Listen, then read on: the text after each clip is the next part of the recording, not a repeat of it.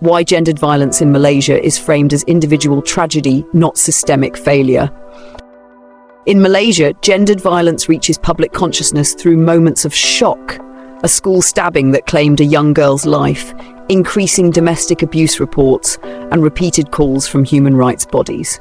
Yet each case is treated as a standalone horror, not symptomatic of structural failures in policing, social systems, and cultural norms. This framing obscures patterns that demand systemic response, reducing public outrage to fleeting emotion rather than sustained pressure for reform.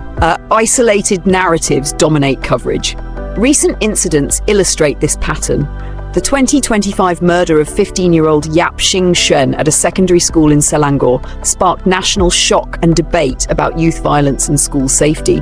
But broader discussions about systemic prevention, including misogyny, access to weapons, or digital influences, have been muted. Similarly, gender-based violence in schools, from bullying to sexual assault and gang rape, has prompted concern from Suhakam and child protection advocates, revealing deep vulnerabilities in environments meant to be safe for girls. Yet media narratives tend to focus on the singular horror rather than exploring why schools, communities, and digital spaces are failing vulnerable children.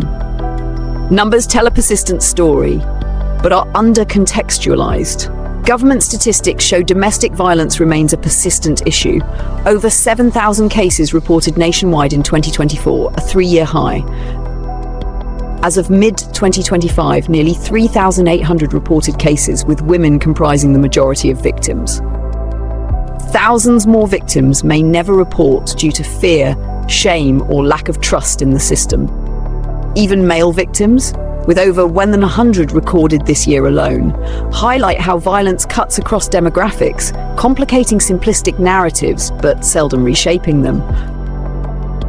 These figures are routinely presented in isolation, a rise this year, more cases this month, without probing the underlying structural causes, inadequate prevention systems, inconsistent enforcement, and social norms that normalize violence within private spaces. Why systemic patterns are lost in translation? 3 key dynamics enable the individualized framing. 1. Incident-centered media reporting. Media and public discourse gravitate toward dramatic episodes, stabbings, assaults, spikes in reports, but avoid deeper interrogation of systemic drivers like patriarchal norms, enforcement gaps, and institutional biases. This mirrors global patterns where violence is personalized, not contextualized. 2. Victim blaming and cultural bias. Conversations often veer toward victims' choices rather than institutional failure. Why did she stay? Why was the report delayed? These narratives implicitly shift responsibility back onto the individual rather than examining policing practices, protection mechanisms, or community support gaps. 3. Weak institutional feedback loops. Authorities may report statistics and launch awareness campaigns, but sustained structural change, from policing reforms to education, trauma-informed services, and comprehensive gender literacy, remains limited or episodic. Public empathy spikes around high-profile cases, but fades without policy action. Consequences of misframing. The result is cyclical. Shocking stories drive temporary outrage.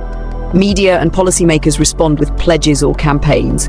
Once the moment passes, structural conditions, weak enforcement, limited data systems, social stigma remain. This dynamic was visible in responses to Suhakam's call for coordinated action to protect girls after a string of school violence reports, a call grounded in rights and prevention, yet rarely sustained in week-to-week coverage. Reframing gendered violence as a governance issue. Telling individual stories matters. Survivors deserve dignity, justice, and visibility. But without linking these episodes to broader patterns and institutional accountability, storytelling becomes insufficient.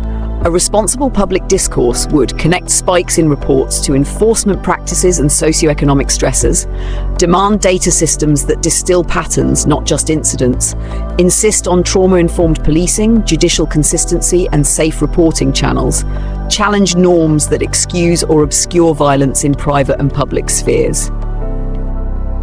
Malaysia's current framing of gendered violence, episodic, reactionary, isolated, shields systemic issues from scrutiny. Until reporting, policy and public debate acknowledge structural roots of violence rather than just its tragedies, reforms will remain partial and violence will continue to persist, not because it is inevitable, but because it is misrecognized.